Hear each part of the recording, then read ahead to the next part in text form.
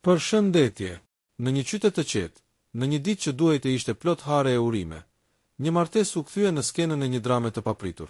Çifti sapo martuar sapo kishte dalë nga salla e ceremonisë, të rrethuar nga të afëm, miq dhe lule që ende shpërndanin aromë freskie.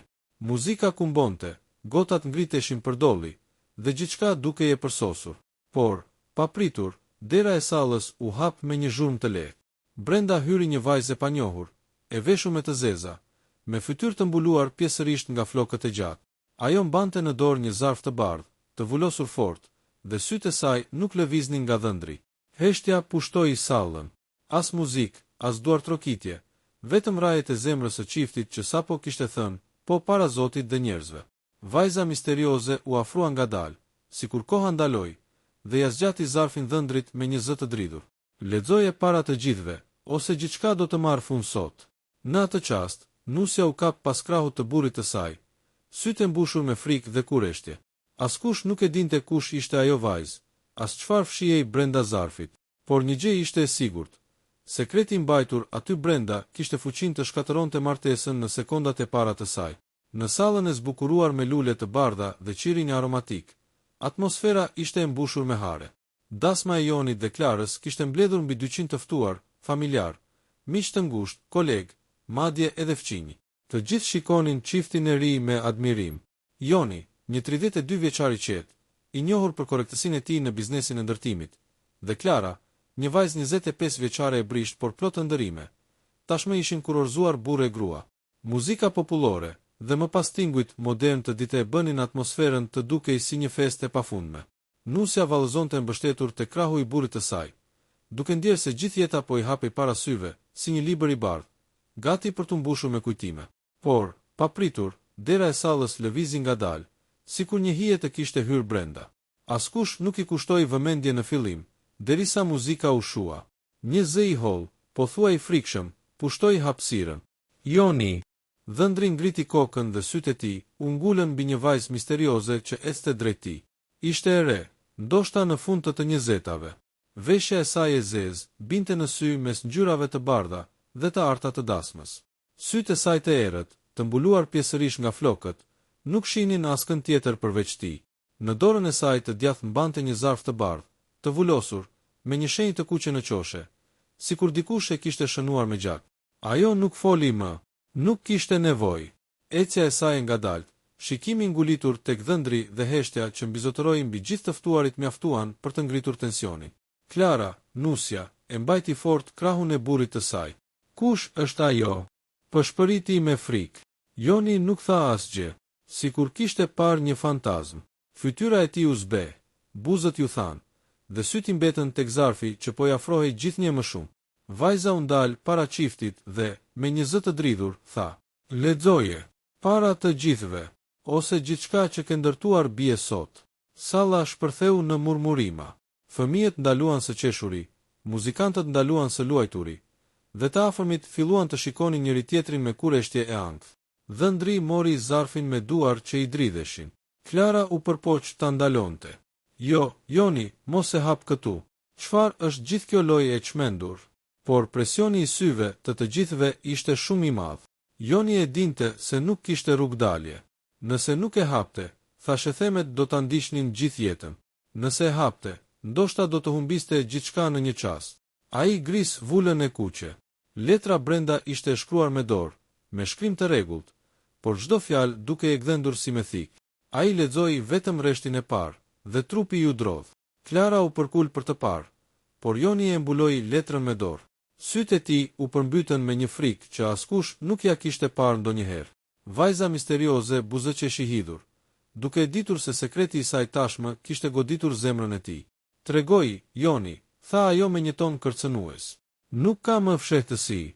Të ftuarit filluan të pyesnin me zë të lartë: "Çfarë është aty? Kush është ajo vajzë?" "Mos vall." Klara, e shokuar, e kapi burrin për krahu. "Thuaje, çfarë ka në atë letër? Kush është ajo?" Por Joni heshti, dhe heshtja e tij ishte më e rëndë se çdo fjalë. Tensioni në sallë ishte aq i madh, sa mund të ndjeje frymën e rëndë të çdo njeriu që përpiqej të kuptonte se çfarë po ndodhte. Muzika ishte fikur, dritat dukeshin më të zbehta, dhe gjithçka ishte përqendruar tek dhëndri që mbante në dorë zarfin e hapur. Klara, nusja, nuk ndjente më këmbët. Zemra i rrihte fort, sikur donte t'i qahej kraharori. Thuaje, Joni, mos hesht. Thiri ajo, duke haruar edhe se ku ndodhej. Vajza misterioze qëndronte para tyre si një statuj, me sytë e zinj të mbushur me zjarr dhe dhimbje. Çdo lëvizje e saj ishte e ftohtë, e kalkuluar. Dhëndri uli kokën, dhe më në fund nxori një zë të dridhur. Është një sekret që s'duhej të dilte kurrë. Sekret? Çfarë sekret? Pyeti një nga krushit, duke ngritur zërin. Thuaje të vërtetën. E ndërpreu vajza e panjohur. Zëri i saj kumbonte në sallë, si një britme e padukshme që godiste zemrat e të gjithëve. Joni dridhej. Ai ngriti letrën dhe, me sfishkëllimave të lehta të letrës që dridhe në duart e tij, filloi të lexonte me zë të ulët. Ti më premtove, ti më bëre të besoja, ti më bëre të lija gjithçka pas, vetëm për ty. Dhe tani, ti martohesh sikur asgjë nuk ka ndodhur. Mos guxo të fshihesh pas nuses tënde, sepse e vërteta do të dalë. Ti nuk je ai që ata mendojnë. Fjalët binin si gjyle mbi sallë. Një murmurim e fuqishme shpërtheu mes të ftuarve. Disa gra u çuan në këmbë, të tjerë mbanin dorën te goja, duke mos besuar çfarë po dëgjonin. Klara u tërhoq një hap mbrapa, fytyra e saj e zbet, duke sikur do të rrëzohej nga momenti në moment. Çfarë do të thotë kjo, Joni? Kush është ajo vajzë? Çfarë i ke premtuar? Dhëndri nuk arriti të përgjigjej. Zëri i tij ishte zhdukur, sikur fjalët i ishin ngatëruar në gryp. Ai shikoi vajzën e zezë, si për të kërkuar mëshirë, por ajo vetëm buzëqeshi me dhimbje. Thuaj, ose do ta them unë. Shpërtheu ajo. Një heshtje varosi sallën, dhe më pas, vajza nxori një tjetër zarf nga çanta e saj e vogël e zezë. E ngriti lart që të gjithë ta shihnin. Në këtë zarf kam provat. Nëse nuk flet tani, unë do t'i lexoj përpara gjithë të ftuarve. Klara u kthye nga burri i saj, sytë e mbushur me lot. Për Zotin, Joni, më thuaj të vërtetën. Kush është ajo? Çfarë ndodhi mes jush? Dhëndri më në fund ngriti kokën. Sytë e tij u mbushën me lot, dhe ai tha me një zë të mbytur. Ajo është Elira. Salla shpërtheu në zëra të hutuar. Emri qarkulloi nga njëri tek tjetri. Elira, kush është Elira? Vetëm disa njerëz, më të afërmit e Jonit, duke sikur e njihnin emrin. Ata e kuptuan me njëherë dhe fytyrat e tyre u zbehen. Elira e shikoi drejt në sy. Po, unë jam Elira, gruaja që ai e la pas, pasi më premtoi martesë. Gruaja që mbeti vetëm, me një bar të rënd mbi shpinë, ndërsa ai shkonte drejt një dasme tjetër, sikur unë nuk kisha ekzistuar kurrë. Klara ngriti dorën drejt gojës. Jo, kjo nuk mund të jetë e vërtetë. Disa nga të ftuarit filluan të flisnin me njëri tjetrin. Ai e ka mashtruar. Një grua tjetër e kishte fshehur këtë gjithë kohën. Elira hapi zarfin e dytë dhe nxori një fotografi. Ja tregoi të gjithëve. Në foto ishte ajo vetë me barkun e rrumbullakosur, e qeshur, duke mbajtur dorën e një burri që, edhe pse i kthyer nga profili, duke qartë se ishte Joni. Kjo është e vërteta juaj, Joni, tha ajo me lot në sy. Ky është sekreti që doje të varrosje. Salla shpërtheu. Disa njerëz u lëritën, të tjerë u ngritën në këmbë të indinjuar. Klara, nusja e re, ra në gjunjë. Zot më ke tradhtuar, që para se të martoheshe me mua ti kishe një tjetër. Joni u përpoq të afrohej tek ajo, por Klara e shtyu me forcë. Mos më prek, ti më ke vrarë sot, para gjithë njerëzve tanë. Elira qëndronte e palëvizur, duke mbajtur fotografinë në dorë. Ajo nuk ishte ardhur vetëm për të prishur një dasmë, por për të nxjerrë në dritë të vërtetën. Dhe ajo e vërtet po thyente zemra, po digjte ëndra dhe po shkatëronte një martesë që sapo kishte filluar. Prismat e fjalëve të Elirës shpërthyen në sallë si rufe mbi një qiell të kthjellët. Muzikantët kishin lënë instrumentet më njanë. Kameramani kishte haruar të filmonte, dhe gjithçka ishte shndërruar në një teatër drame, ku aktorët e pavullnetshëm ishin nusja, Dhëndri dhe ajo vajza misterioze që sapo kishte dal nga hija e së shkuarës. Klara qëndronte ende në gjunjë, e goditur nga një tronditje e padurueshme. Në fytyrën e saj përziheshin lotët, grimca e grimit dhe dhimbja që i qirte shpirtin. Nëna e saj nxitoi të afrohej, duke ngritur vajzën në këmbë dhe duke mbështetur mbi gjoksin e saj. Mos u rrëzo, bi, qëndro e fortë. I përshpëriti ajo me lot në sy. Joni, me duar që i dridheshin, u përpoq të shpjegohej. Klara më dëgjo, nuk është ashtu si duket. Elira e ndërpreu me një të qeshur të hidhur. Jo si duket. E po, si duket atëherë, Joni. Më bëre të mendoj se isha e vetmja. Më premtove një jetë bashkë. Dhe kur më la me një barë, me një fëmijë që do të vinte në jetë, ndërsa ti qaje me nuse të re para gjithë këtyre njerëzve. Thuaj të vërtetën, të gjithë le ta dëgjojnë. Fjalët e saj ranë si thika. Në sallë nisi një zhumë e madhe. Njerëzit flisnin njëri me tjetri me zë të ulët. Disa tundnin kokën me zhgënjim, të tjerë me zemërim. Klara ngriti kokën. Sytë e saj të skuqur nga lotët, u ngulën mbi burrin që vetëm pak orë më parë e kishte quajtur shpirtin e tij binjak. A është e vërtet? E ke lënë 7 zën? Ke një fëmijë me të? Joni uli syt. Nuk mundi të përgjigjej me njëherë. Në ato sekonda heshtjeje, dhimbja e nuses u bë akoma më e madhe. Ajo nuk kishte nevojë për përgjigje. Heshtja ishte përgjigja. Elira hapi gojën sërish, zëri i saj dridhej, por i mbushur me forcë. Fëmia që mban në bark është i tij, dhe unë s'kam ardhur këtu për hakmarrje, por sepse nuk dua që ky njeri të fshihet pas një maske. Nusja e tij duhet ta di kush është vërtet ky burr. Një afërme e dhëndrit, tezja e tij u ngrit në këmbë dhe bërtiti. Turp, si guxon ta fshehësh një gjë të tillë? Si guxon të na ulësh kokën para gjithë njerëzve? Joni u përpoq të fliste. Unë nuk e mohoj se kam qenë me Elirën. Po, është e vërtet, por gjithçka përfundoi shumë kohë më parë. Nuk e dija se ajo ishte 7 zën. Elira e përplasi dorën mbi tryez, duke bërë që gotat të dridheshin. Nuk e dije. Ti ishe aty kur të thash. Ti ishe aty kur qave me mua nga gëzimi dhe premtove se do të ishim një familje. Dhe më pas u zhduke si një frikacak. Zemërimi i saj shpërtheu, ndërsa fytyra e Jonit rrëfente faj dhe turp. Ai nuk kishte më fuqi të fshihej. Klara tërhoqi dorën e saj me forcë nga dora e burrit. Më le të besoj tek ti, më bëre të ndëroj një jetë të bukur bashkë. Dhe sot, ditën tonë, më ke shkatëruar me të vërtetën tënde të pistë. Unë nuk mund ta pranoj këtë.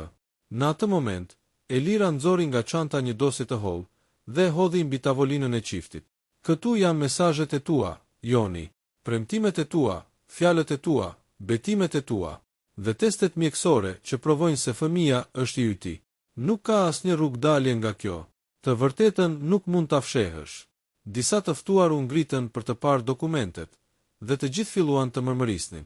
Atmosfera e gëzimit ishte shndëruar në një gjyq publik. Joni uli kokën, i mundur. Elira u kthye nga Klara dhe i tha butë: "Nuk kam ardhur të të bëj keq ty. Kam ardhur vetëm që ti të mos jetoje një gënjeshtër, sepse askush nuk e meriton këtë." Lotët rodhen në syt e Klares. Zemra e saj ishte thyer, por në shpirt ndjeu edhe mirënjohje për vajzën misterioze që i kishte shpëtuar nga një jetë e bazuar mbi mashtrime. Salla nuk ishte më vend për fest. Ishte shndëruar në një skenë dhimbjeje, ku e vërteta po shkatëronte gjithçka. Salla ishte shndëruar në një vorbull emocionesh. Krisma zërash, lot, ulërima, murmurima të pafundme. Shumë nga të ftuarit, që deri pak minuta më parë hidhnin valle me gëzim, tani rinin të ngrirë, duke parë me neveri ose mëshirë nga dhëndri. Klara u ngrit me vështirësi. Fustani i saj i bardhë i bukur, i zbukuruar me perle e dantel, tashmë i dukej si një varg prangash. Ajo kishte ndëruar ta vishte këtë ditë të madhe. Ta mbante gjatë gjithë natës me buzëqeshje. Por tani fustani i bardhë i duke i njollosur nga tradhtia dhe turpi. Më shkatërove, Joni. Zëri i saj ishte i mbytur, por mjaftueshëm i fuqishëm që të dëgjohej nga të gjithë. Më bëre të dashuroj një mashtrues. Të dhash besën time, e ti kishe një jetë tjetër të fshehur. Dhe unë nuk do të jem pjesë e kësaj gënjeshtre. Dhëndri u hodh me njëherë përpara, duke i kapur dorën. Jo, Klara, të lutem, më dëgjo. Po, bëra gabime, por të dua ty. Ti je gruaja që dua të kem pranë. Ajo e tërhoqi dorën me forcë. Sytë e saj ishin bërë 2 detra të kuq, plot dhimbje e urrejtje. Dashuri. Çfarë dashurie është kjo, që ndërtohet mbi gënjeshtra? Ti e kishe zemrën ndarë në dysh. Dhe mua më le të mendoj se isha e vetmja. Jo, Joni, unë nuk e dua këtë dashuri. Murmurimat u shtuan. Disa të afërm të nuses brohoritën. E lëre, bi, mos e shkatëro jetën tënde me këtë burr. Në atë çast, Elira bëri një hap përpara.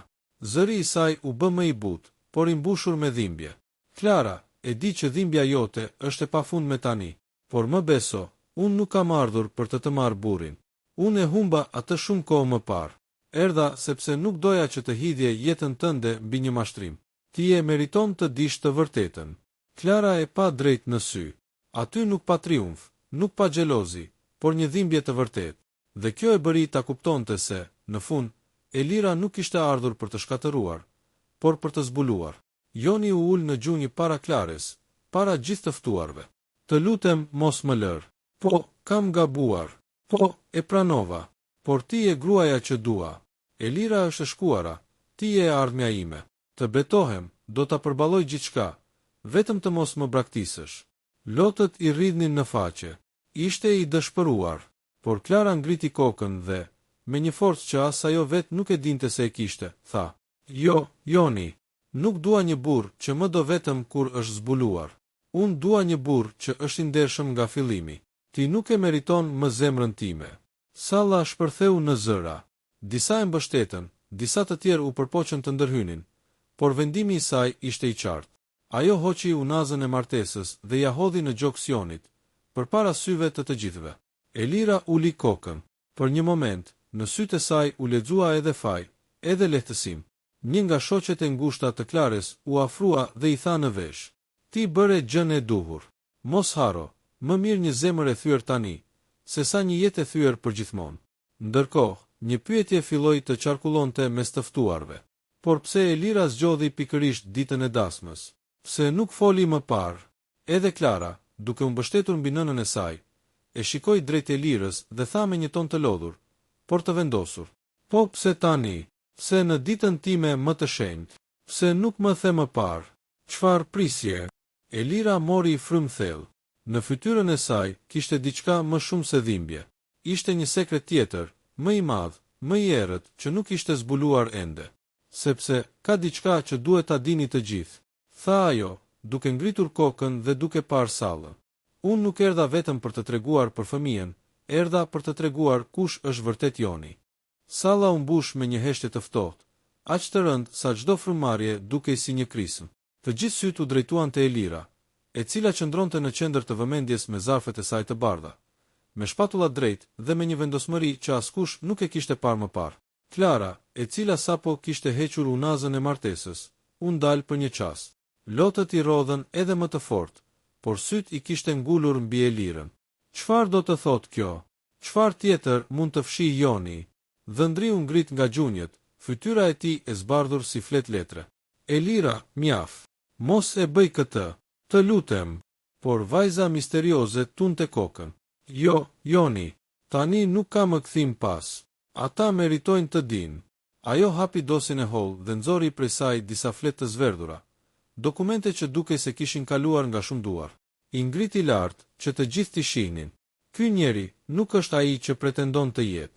Ai nuk është thjesht një burr që braktisi një grua shtatzën. Ai është mashtrues. Fjalët ranë si rufe. Murmurimat shpërthyen në sallë.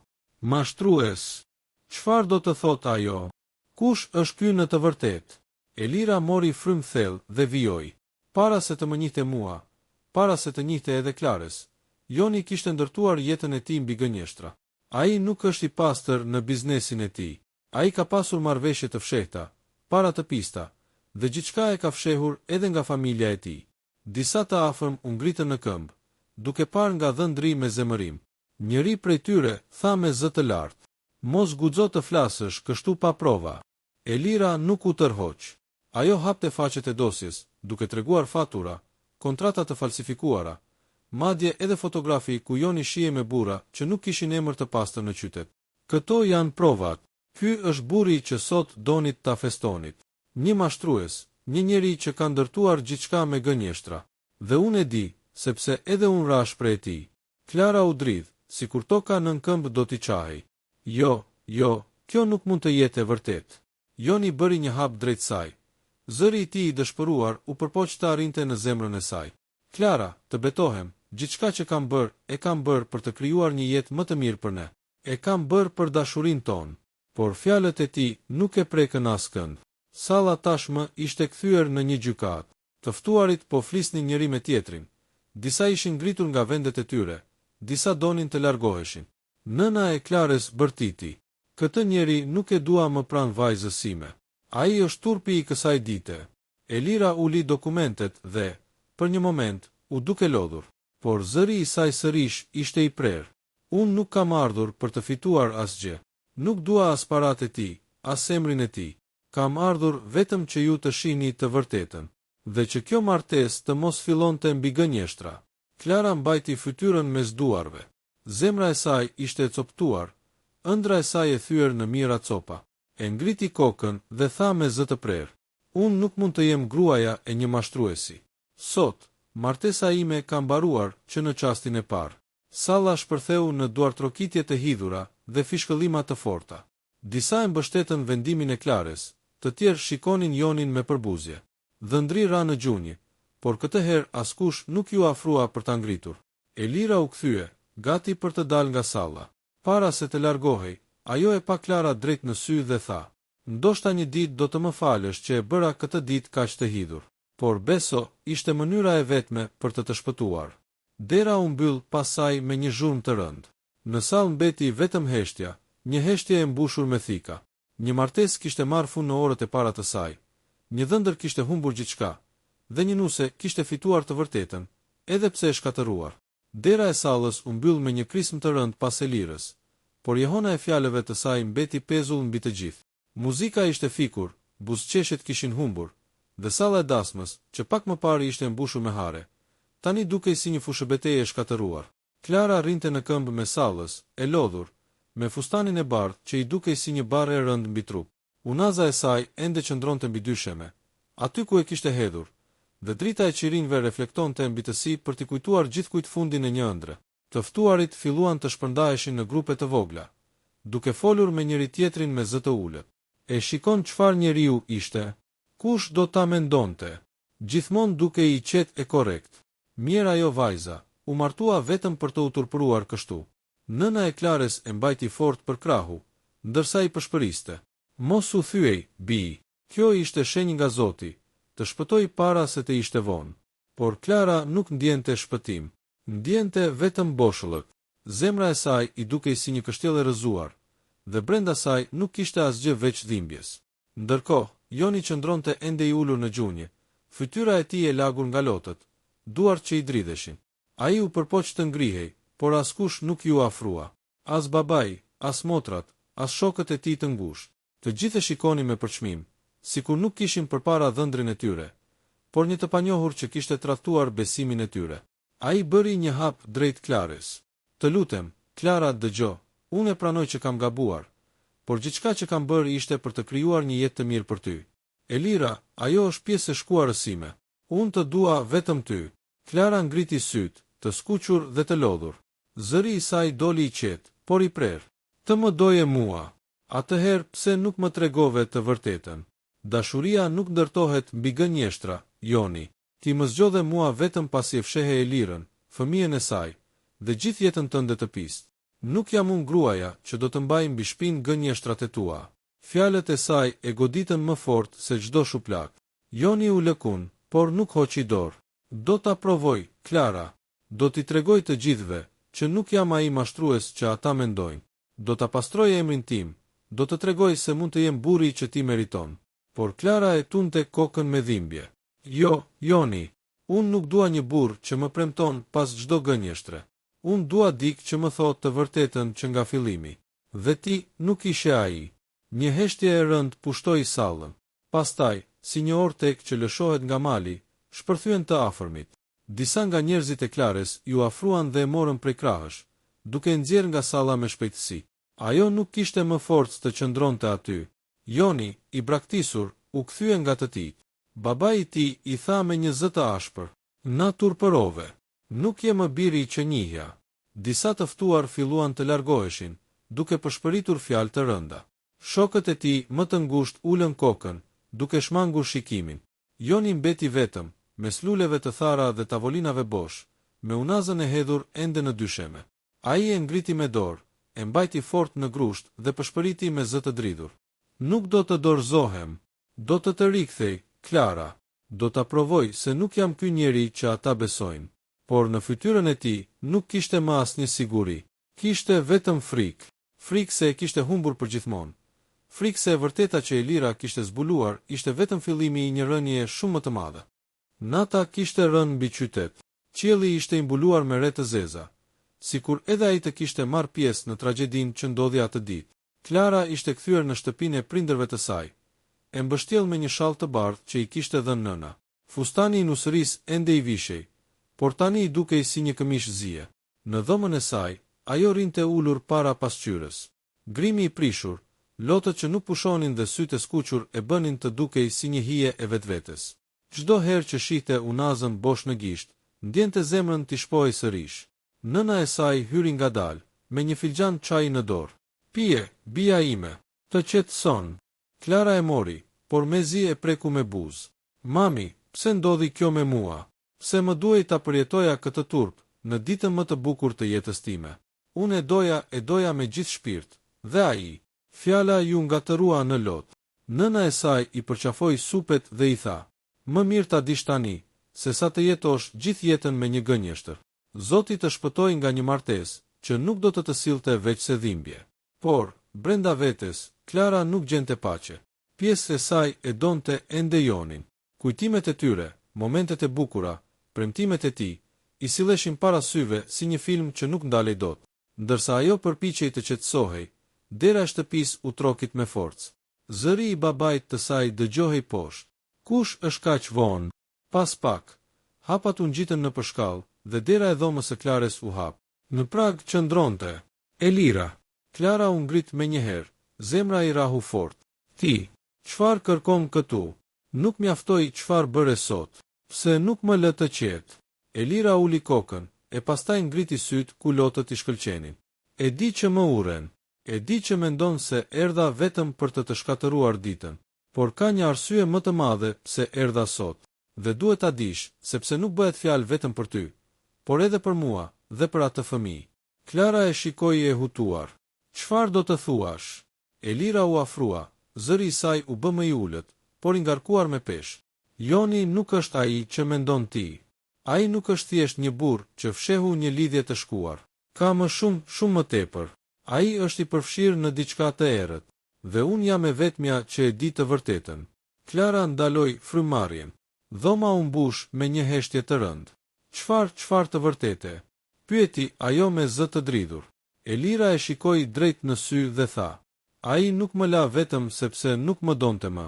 Ai më la sepse po fshihej nga diçka që, po të dalë në dritë, mund të shkatërrojë jo vetëm jetën e tij, por edhe tonën." Klara ndjeu gjakun t'i ftohej në vena. Në atë moment, një e vërtet e re, më e rrezikshme se tradhtia, ishte duke u afruar si një furtunë. Dritat e dhomës ishin të zbehta, dhe hija e Elirës binte mbi muret sikur ta shtonte ankthin e asaj nate. Klara nuk lëvizi nga vendi, vetëm e shikonte drejt në sy, me duart që i shtrëngoheshin fort mbi shallin e bardhë. "Thuaje, Elira," i tha ajo më në fund. "Mos e zgjat më. Çfarë fshihet pasionit? Çfarë është kjo që po më lë pa frymë?" Elira mori një frym të thellë. "Unë e njoha Jonin ndryshe nga si e njeh ti. Kur u lidhëm, ai ishte i butë, i dashur, i ëmbël, por shumë shpejt pash një anë tjetër të tij. Fillimisht ishin telefonata të çuditshme natën vonë, pastaj takime të fshehta me burra që nuk i njihja. Kur e pyeta, më tha: 'Mos ndërhy, është puna ime.' Unë e lash të qetë, por kisha frikë, dhe frika ime u vërtetua." Klara e mbajti frymën. "Çfarë zbulove?" Elira uli syt, ndërsa lotët i rridhnin në faqe. Ai është i përfshirë në një rrjet të fshehtë me para, me njerëz të rrezikshëm. Nuk është vetëm një mashtrim dashurie, është mashtrim jete. Dhe fëmia ynë, u bë arsyeja pse unë e lash. Kisha frikë se një ditë, dikush do të vinte të na shkatëronte. Fjalët ranë si plumba në zemrën e Klarës.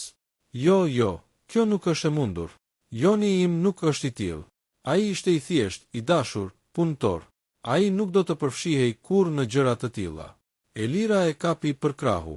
"Po të them të vërtetën, dhe të betohem që nuk do të isha kthyer në dasmën tënde, nëse nuk do të kisha frikë. Ti nuk e njeh burrin që zgjodhe.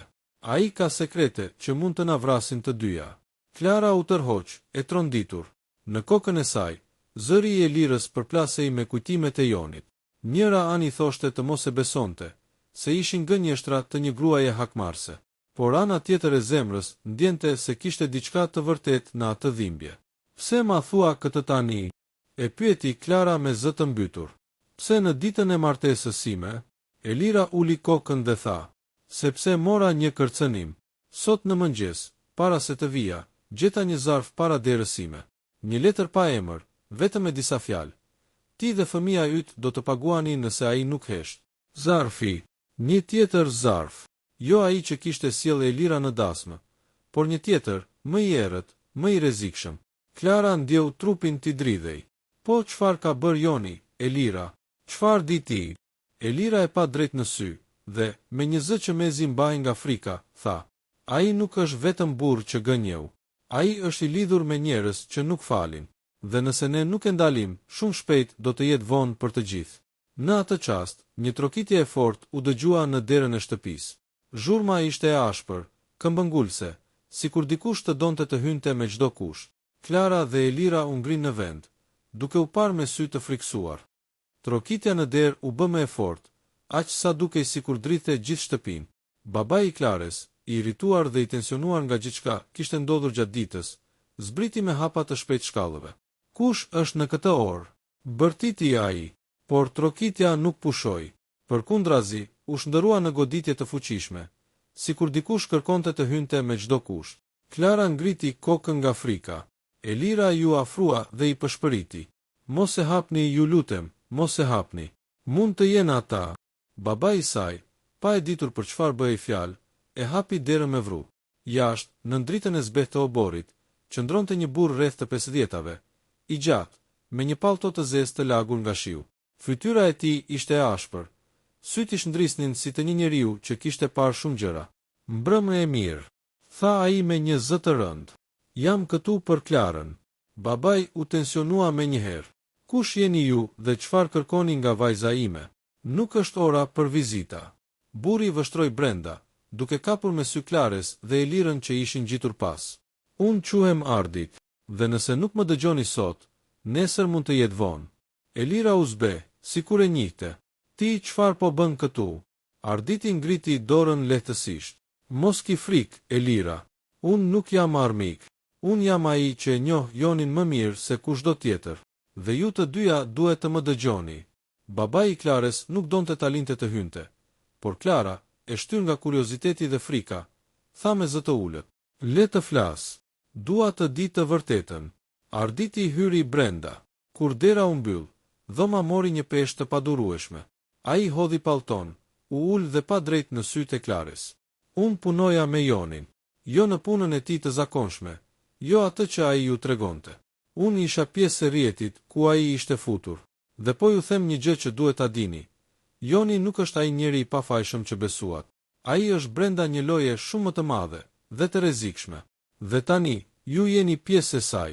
Klara ndjeu gjakun t'i ftohej. Elira shtrëngoi duart fort. Pse po na e thua këtë tani? Pyeti Klara me një zë të dridhur. Arditi uli kokën dhe tha, sepse unë e di çfarë i kanë kërkuar Jonit, dhe nëse ai nuk e bën, do të jetë fundi jo vetëm për të, por edhe për ju. Në dhomë ra një heshtje e tmerrshme. Vetëm tik taku i orës në mur dëgjohej, si një numërim mbrapsht drejt një të vërtete që po afrohej me shpejtësi. Arditi qëndroi në këmbë, fytyra e tij e fortë dhe serioze duke reflektuar peshën e lajmit që kishte për të dhënë.